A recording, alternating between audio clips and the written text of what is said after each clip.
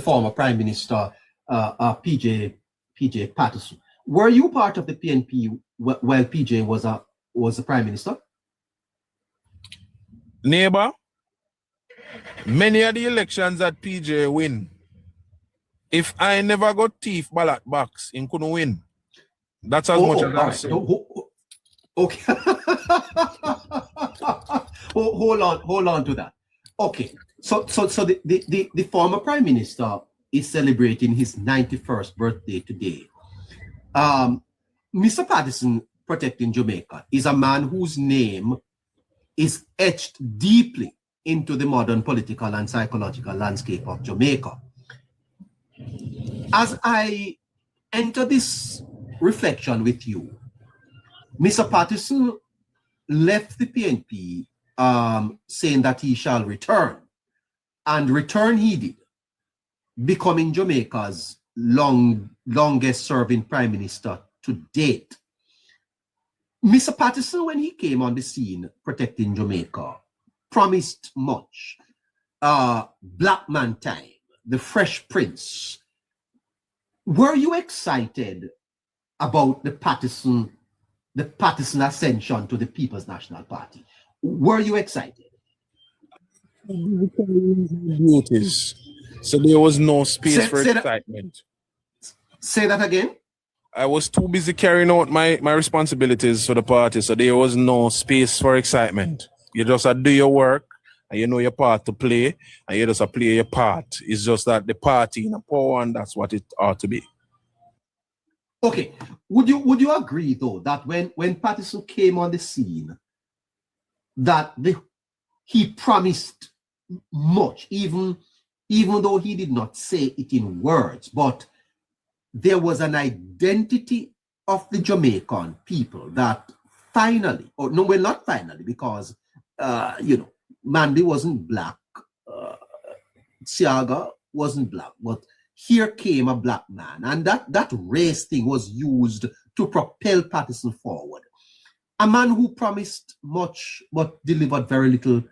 How would you reflect on Mr. Patterson's political career? So the truth is, neighbor, that the newness that a new leader brings is always going to be significant. So, on a broader basis, PJ Patterson having taken over from Michael would have brought that kind of newness and would have brought some hope to the supporters of the party that, okay, even though things didn't go as well as we hoped all this time, with this newness, it could also mean new approach. It could also mean, that things will work out a particular way to our liking. And I believe that at the time when PJ took over, people were of that feeling that yes, he has always been in the background, but having taken over the party now, he should come with a sort of new approach to how we proceed, how we move forward. And so, yes, there was that anxious feeling of, hope, new hope, because yes, PJ and, now we can probably realize some things that we didn't realize before, can probably move forward. And so, yes, I will admit that, there would have been some kind of hope with this newness, because Michael was really fading. Yes, he was loved, but he was really somewhat fading because the people really got to a point where they were not seeing much. They were not feeling much. And so there was this appetite for more, but new more. Now, PJ having come about, having promised before that he would have returned, having gotten himself, mixed up in that situation. He created that situation, not mixed up. He designed it and created it because by heart, PJ is a crook. You know, he's a crook by heart. He's just not one of those loud crooks. You see, the hardest crook for catch or for punish, you know, is the one when not too loud and very visible. And PJ represents that. You know, so yes, you know, say PJ not so straight, but people were more willing to give him grace because, you know, him never load up with it. And, you know, him not do certain things to people, things say yes, him in a that or him in a this. He was just doing him, and he was just doing what he was doing in a particular way that could get him certain results, but also there were things happening underneath, which was the real political moves that were happening behind the scene that people wouldn't understand because you can't understand something that you don't know, that you don't see. And so PJ having come about, all he did was to bring a new approach to the same kind of corrupt envelope. I didn't expect anything from PJ.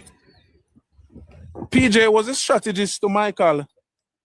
When Michael was sending out a certain type of people to go bad up certain community and all of that, PJ was in the background strategizing. Many of those situations that we see pop up in the society were PJ's ideas.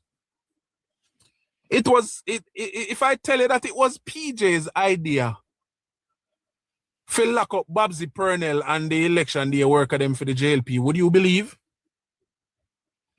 You mean the state of emergency? Okay. All of them something. In 1976?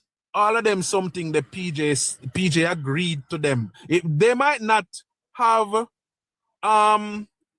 been born from PJ, you know, because they had a gentleman, God bless his soul, he's now deceased. I don't really want to call him name. His son is now in the Senate. He was the architect of a lot of these things too, but PJ was Michael's right hand. And if PJ no agree, it can't happen.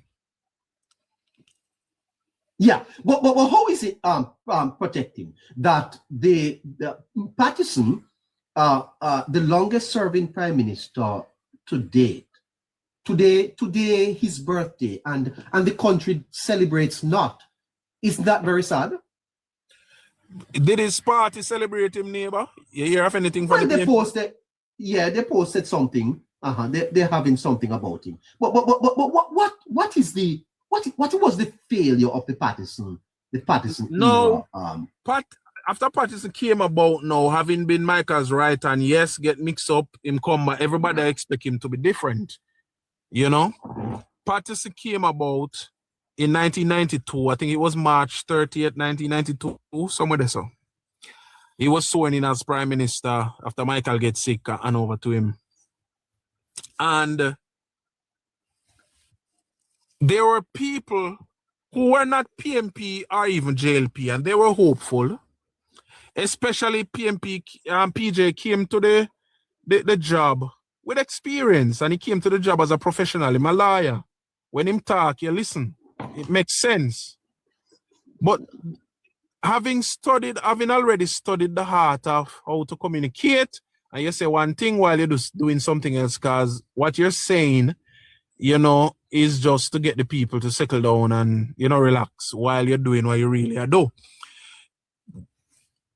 Almost everybody was still hopeful. Because as I said to you, neighbor, majority of Jamaica came to political sense on the wings of Michael Manley. So even though Buster was popular at the time back then, and people loved Buster, what you realize is that the generation that Buster really represented, starting in 1938, that generation really had passed on. So the generation that came to life and came to sense, really came to sense with Michael Manley and him Badman thing. Now just imagine that generation who saw their parents and grandparents living in squalor and didn't want it anymore. Michael Manley knew how to put the perfect message together. So PJ continued on that kind of scenario. PJ understood the political landscape. He knew that the people who go to the polls are the people who are still poor and destitute. So if you can continue to message to them and make them believe, say, you're really working on behalf of them, then you can still control them. And so PJ continued that. And he continued along that vein. Now, because PJ and the PMP are never, ever concerned about the advancement of Jamaica, every decision taken was never in the best interest of Jamaica. Because they're not concerned about the advancement of Jamaica, neighbor. We have to face that fact. We have to face that fact. And yes, it is embarrassing. On the man's birthday, if you have them kind of discussion here. Well, now we find out it is important. A criminal at heart. It no matter if you beard him and put on clean clothes and one jacket and tie on him, he now becomes a blue-collar criminal. That's the only change. He can't bother crawl through no fence because him now wearing jacket and tie and driving a Benz, so he drive through the gate with the criminal instinct and criminality is going to happen. So, okay.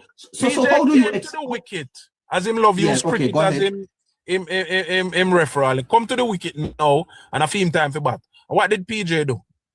PJ knowingly allowed Omar to cook up with Mark Golding, Peter Bunting, and a few others who shall remain nameless for now until some official report name them, because there are others and not just Omar, PJ, and Mark Golding and Peter Bunting. There are others, many of whom are in the Jamaican society now, speak with very confident voice or voices.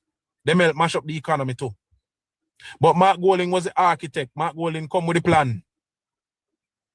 And they, from 1993, PJ take over 92, and from 1993, them a meet and plan how they were going to destroy the economy. Let me share with you here, neighbor, one of the main reasons why they wanted to destroy the economy. Hold on. Don't let's get this in protecting. You're saying to me on this the 91st birthday of PJ Patterson that there was a deliberate orchestrated plan to destroy the Jamaican economy? Yes, and the Prime Minister said that as recent as his last presentation or the one before in the House. It was a deliberate plan. And the reason was simple, silly reason that a beer labor right owned bank. That was it. Because the banking system, the Jamaican banking system was designed and instituted by Edward Seaga. There was no sensible financial system before. What was a financial system in Jamaica? Were the banks that the colonial government had left. The Barclays Bank and a British something them there. So Seaga decided I'm going to nationalize our financial system. And so Rockstone, you're saying to me, sir? When it was time to sure about this, sir?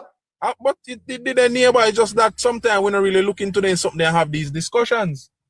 So them decide, say, them have to bring down the sector and redo it because all the banks were owned by labor rights. Because guess what? When Seaga put out the thing in the 80s, it was the capitalist class who were aligned with the Jamaica Labour Party who had money to buy the bank them from Britain when Seaga run them out of Jamaica, or when some of them were closing down. It was they who had the money to buy the institutions and take them over and run them. The banking sector in Jamaica was predominantly owned by supporters of the Labour Party. And the PNP came up with that strategy to wreck that, sir? I mean, let me not use that kind of language, predominantly owned by supporters of the Jamaica Labour Party, because it was those people who they knew to be capitalists who supported the direction which Seaga wanted to take Jamaica. Yes, and I would say in some instances, full labor rights. The PMP did not like that because guess what? Two things PMP are afraid of, They're afraid of an educated person and they're afraid of educated person with money. They don't like that. So then their theory was, if these labor rights as these are some of the languages that they use, continue to own these financial institutions, then they will never hold power for too long. Because then resources would always be going to support the Jamaica Labour Party. As we know, businesses support the political parties nowadays. We remember the last instant when Carib Cement sent PMP some money and through date never get it. Him allowed up the JLP not knowing say Theme Party get 200 million too. You know? So it was deliberately orchestrated to bring down the banks that they deemed were predominantly owned by people who supported the JLPA, were capitalists who were inclined to support Edward Seaga, and then take them over or just buy up the building them and do other things, and then now get some PMP to be running banks. No, them couldn't find no PMP who want to run bank or PMP don't really understand money. Them understand finances and then understand the sector. So what they did, them buy up the asset them and sell them back, or then take over the asset them and sell them back, or then just crash some of the business them altogether.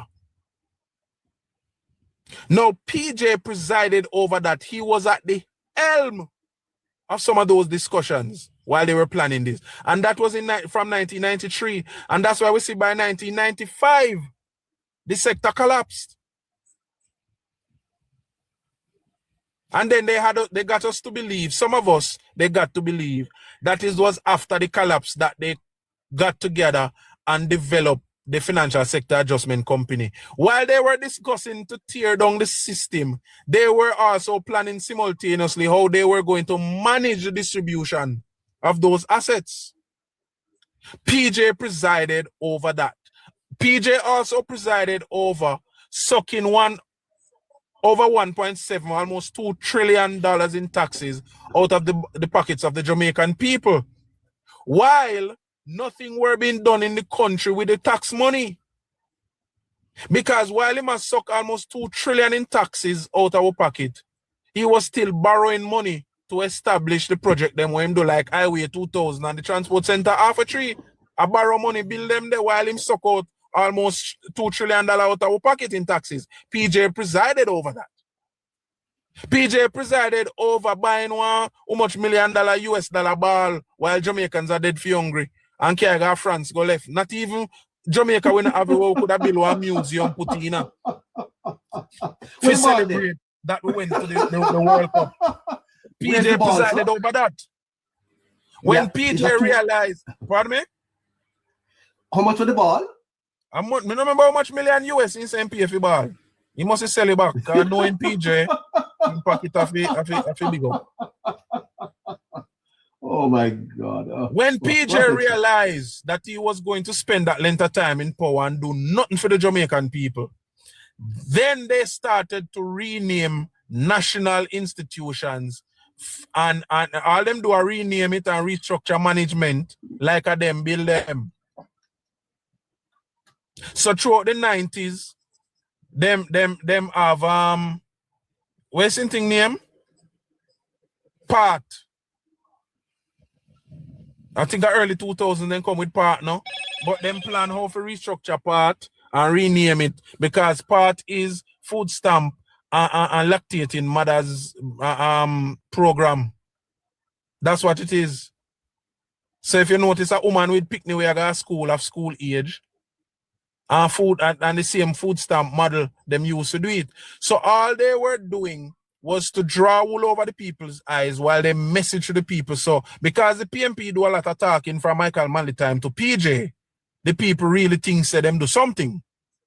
Now, yes, PJ was in negotiation for some more projects. Those negotiations fell through. Portia continued to manage negotiation in 2006 when she came in, but they never gone away.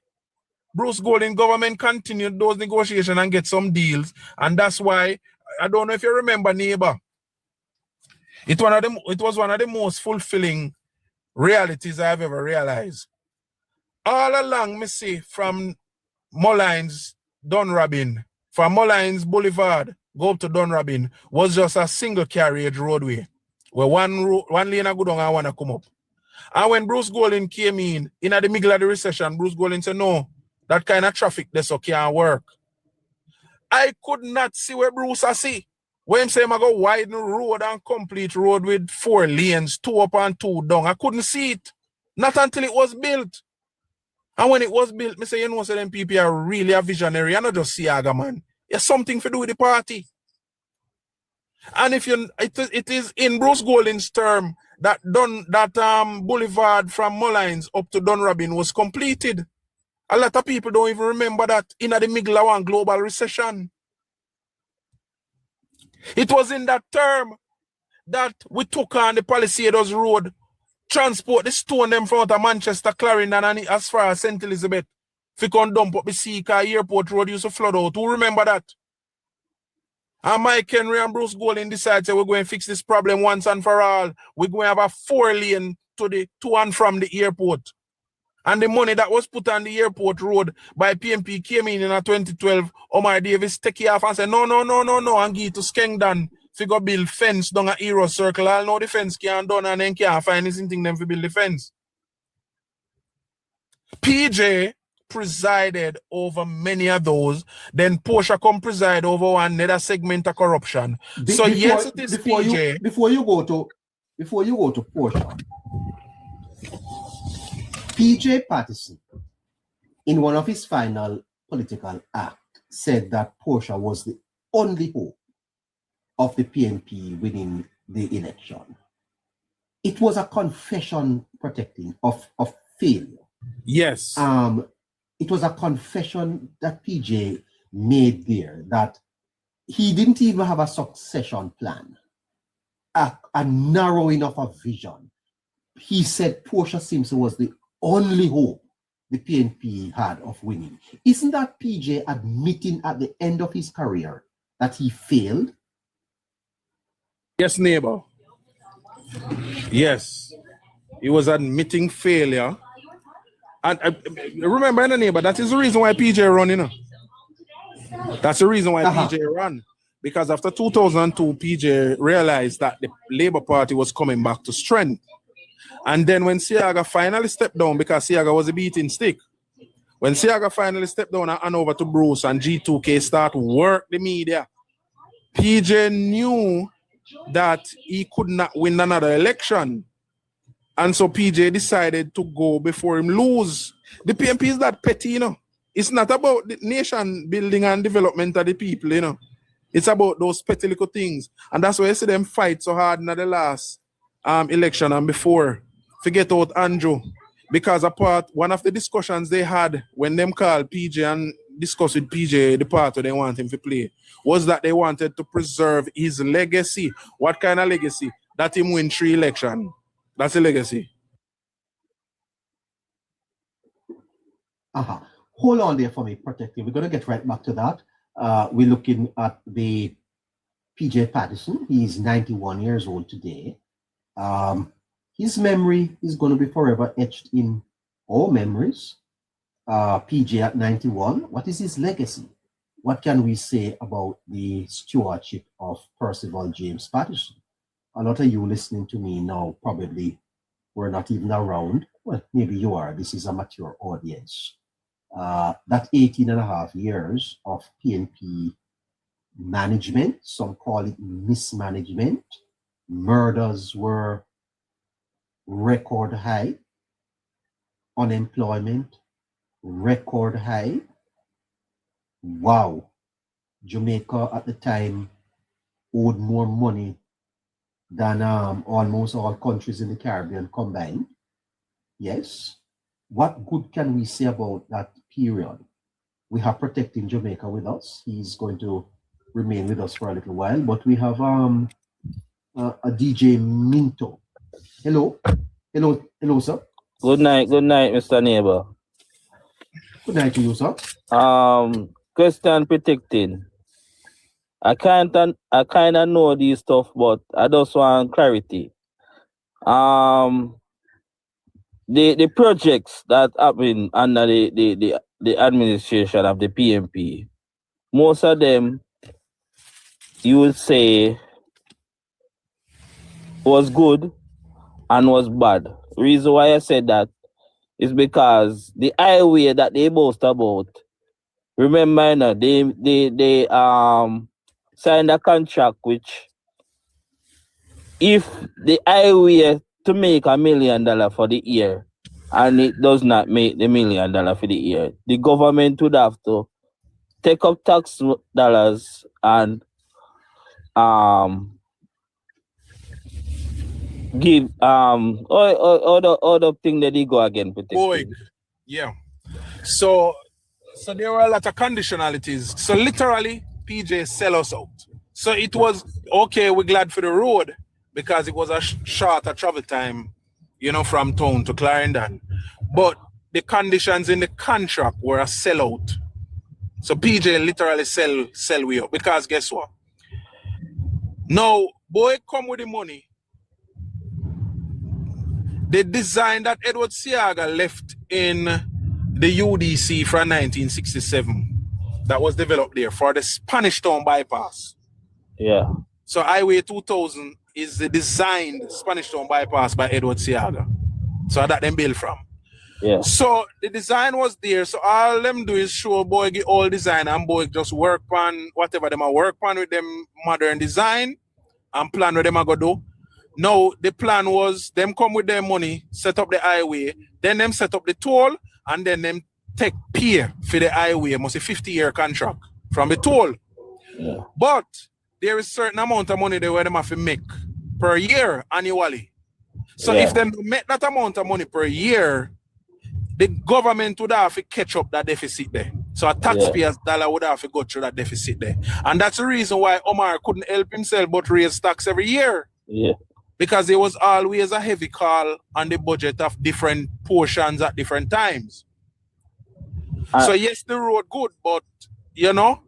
And the next thing, people don't know are not protected. Even the transport center in Arfetry, it was a donation by Belgium. It wasn't our tax dollars to build that project, and they boast about it. Part of the project was a donation, but part of it was a loan. I remember Pickersgill used to speak about the portion that is a loan. I don't remember the whole details about it now, but part of it was a loan. So, for example, if it value $2 billion, you know, I think them grant a part of it. Because them know the government couldn't afford it at the time. But so people didn't even know say true them used to take in the old bus them from Belgium. Right. Why we get that right. Yeah. And so buy the second hand bus them for JUTC, the white bus them, the old chichi bus them.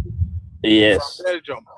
So that's part of it was a grant and part of it was loan. So them do that. Now PJ Patterson has a legacy riddled with over 40 at corruption.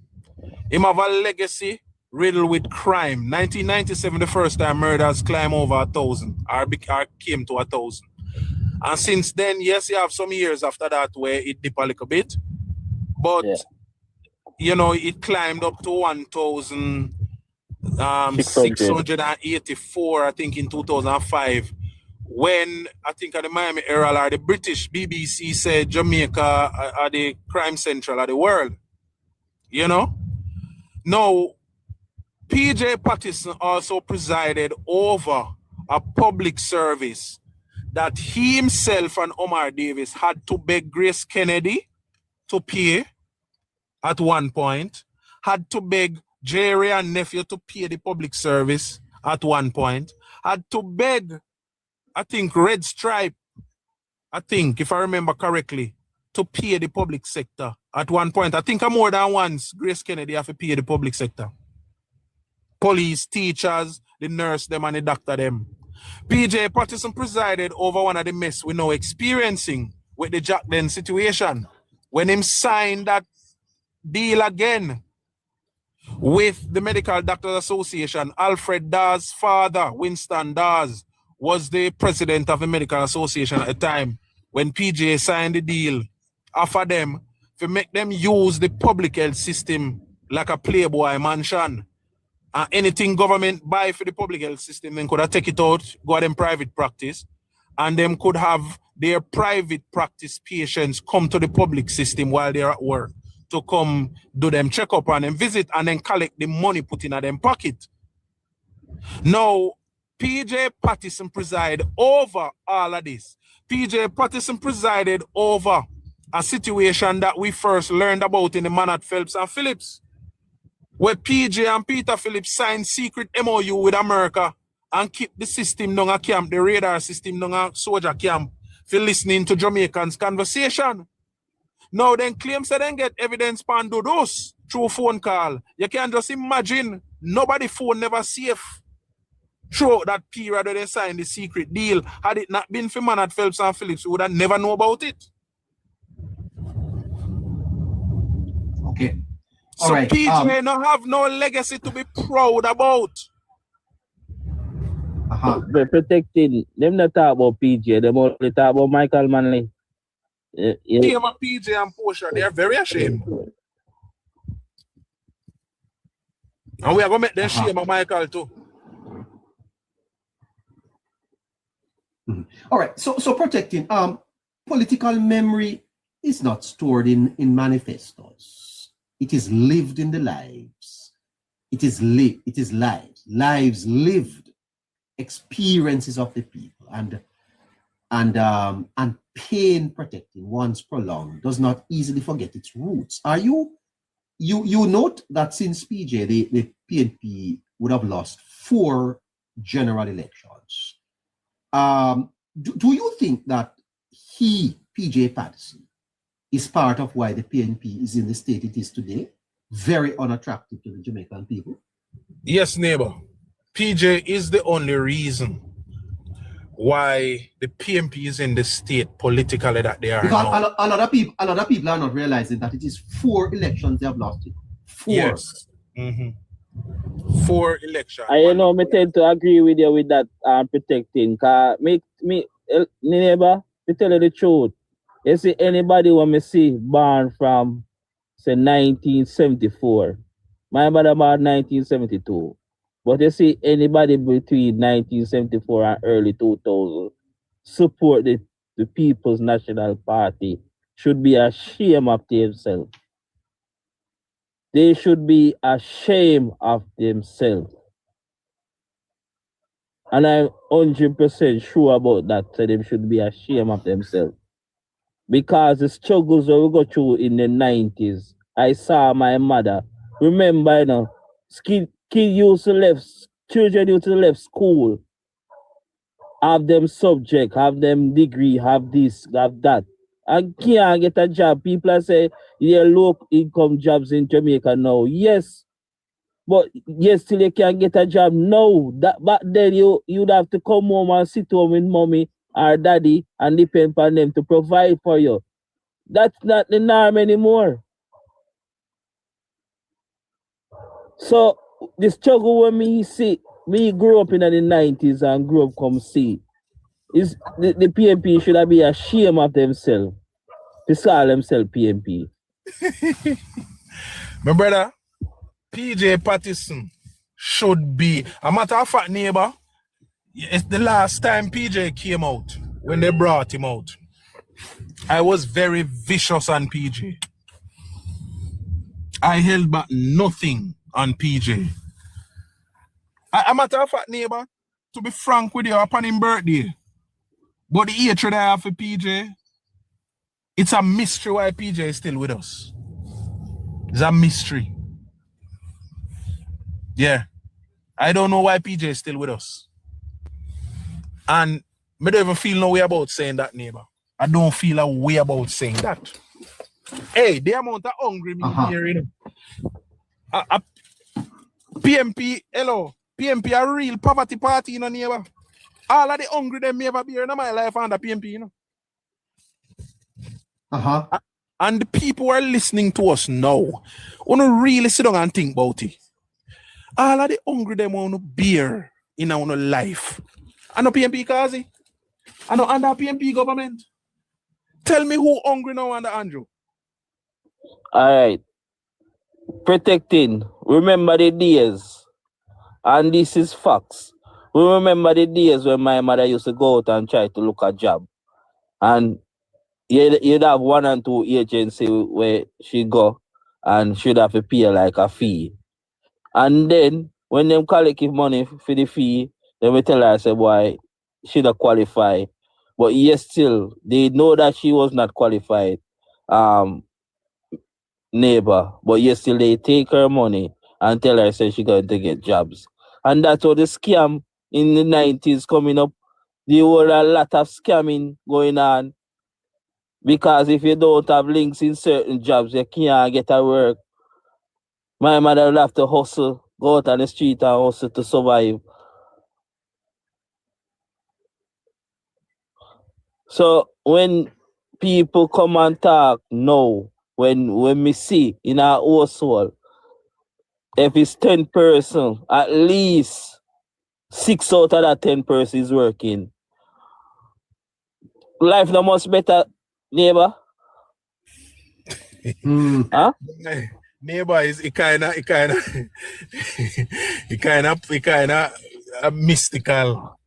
Yeah, do this kind of revision for his birthday. So we should have leave him alone, you know. Because we don't want him there. Listen to next thing a morning, we're going to hear breaking news.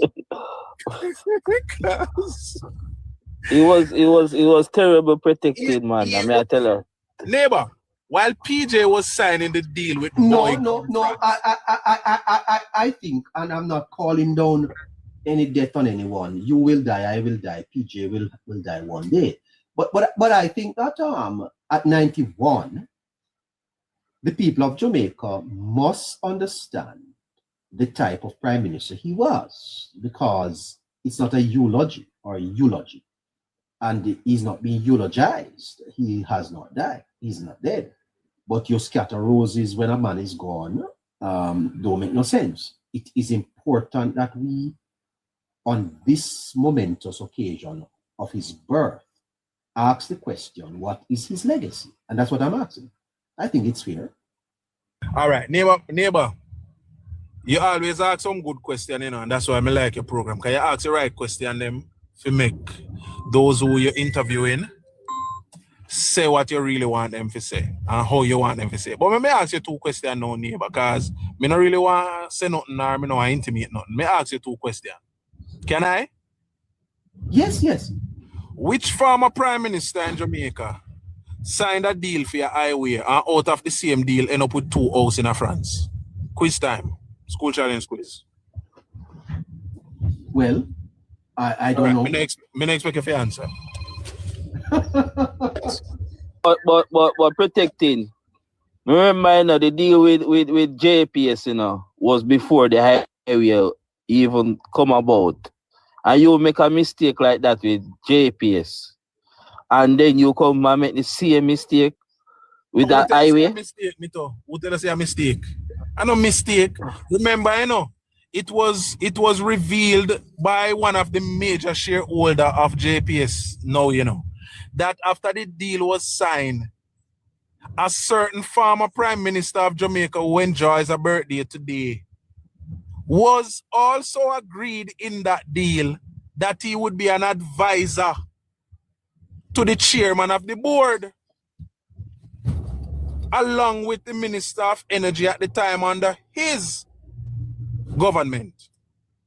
A certain former prime minister who enjoys a birthday this year. Let me say this year.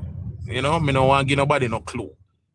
So there was no mistake. Every step of the way, they were signing us away, making deals, and their pockets were being lined. And the same thing happened in Haiti. Sometimes I wonder why that Haiti matter really don't come up. Yeah. So protected. There was a time, and when I was growing up as a youth in the 1970s, I used to hear that this PNP country, that the Jamaican people were predominantly predisposed, almost had a proclivity to support the People's National Party. Today, that has significantly changed. There is a predominance. There is a predominance now to support Labour. Who destroyed the party? But can I say something? can I say something? Hold on, Minto. Hold on, sir. Just hold on. Protecting, just answer that for me and let Minto then respond. The party destroyed itself, neighbor. The PMP became so confident. All right. Do you agree with me that there was a cultural predisposition to support the PNP? Yes, because the identity of Jamaicans were more aligned to that party. A neighbor, the significance of one of the most significant things happening in Jamaica. Let me answer you from this way, please, from this angle. One of the most significant things happening in Jamaica today is the extended period of time that the Jamaica Labour Party is going to be in power within these 2 decades. Why is that significant? The generation that comes to sense, political sense, social sense, when Andrew just started, is going to experience the different transformative moves that Andrew's government, or the government being led by Andrew Holness, has caused to happen over the period of their teenage to their young adult life. So if they are going to be inclined to voting because of the opportunities that have opened within that period, who do you think they're going to vote for? So the person who was 15 in 2016. Yes, sir. Knows Andrew. This is a Labour country now. The person who was 10 or 11 or even 12 in 2016 knows Andrew. The person who was 5 in 2016, by 2030, who them know? You're protecting. Edward Siaga is a very well respected individual. When you talk about Jamaica's politics, Siaga is the institution builder with all other things that could be said about him. You cannot not but say Siaga's contribution to Jamaica is legendary. And I'm trying to get you to answer what of PJ, where is his contribution? To what do we look to see PJ's contribution to Jamaica since independence? Are you there? I'm here, neighbor. Yes. And then Siaga can help the Jamaica Labour Party. You don't. As a matter of fact, I think he should be spoken more about in the Jamaica Labour Party's campaign. How can PJ help the PNP? He's the longest serving prime minister. And that's where the difficulty lies, neighbor, because when you ask a comrade, sell your party, talk about your party, and I'm talking about in 2026, they mention Michael Manley because Michael Manley said, and Michael Manley said this, Michael Manley said that. When you do a deeper dive and a more detailed search in the Jamaican landscape, you really doesn't find any innovation from the PMP that established Jamaica other than the naming of NHT. Because even the very idea of a housing trust did not come from Michael. It came from Michael's best friend who was across the political aisle at the time, Hugh Shearer. Again, a lot of people don't know these things. Hugh Shearer and Michael Manley were best friends. When Siaga and Michael didn't agree, Shearer alone could have stand in the middle and call for peace. So what you have is, what the PMP faces is sort of a dilemma of being missing from the pages of the history of the establishment of Jamaica, if you want to put it that way. They are missing. Okay, Siaga established culture. A matter of fact, let us start in the 60s. Siaga established the Jamaican music.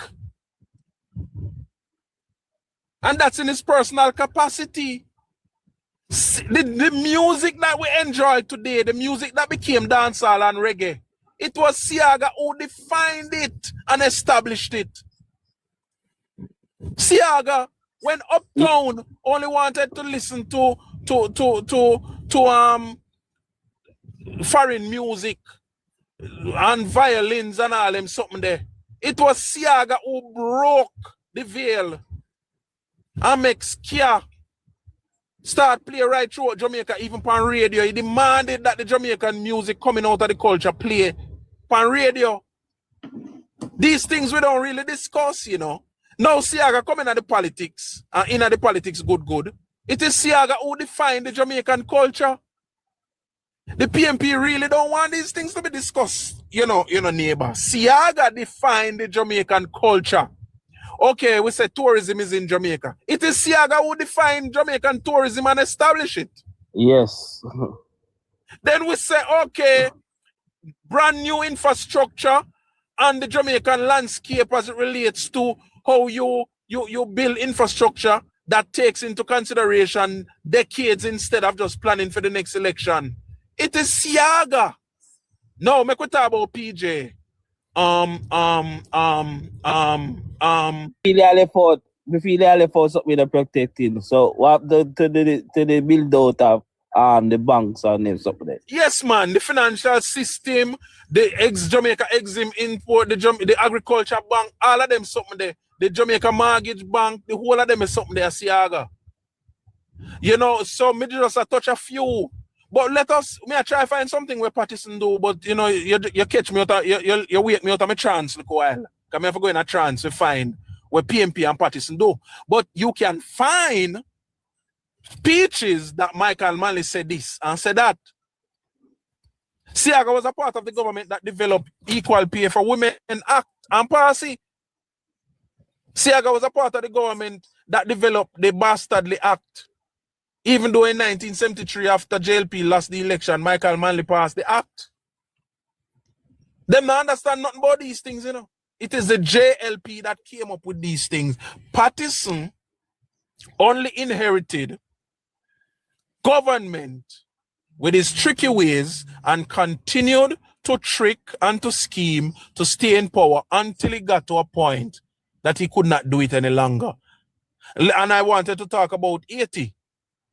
Digicel is headquartered in Jamaica, and when the plan came, when the decision came up to sell or to make Digicel go to 80, it was PJ Patterson that led the charge, even while being Prime Minister, to sell Digicel to 80. But me not gonna touch that very much, because when a certain plane did land at a certain place with certain amount of money, it get people in a trouble. Well, so me don't touch it. Well, yeah, and that was a massive time in Jamaica.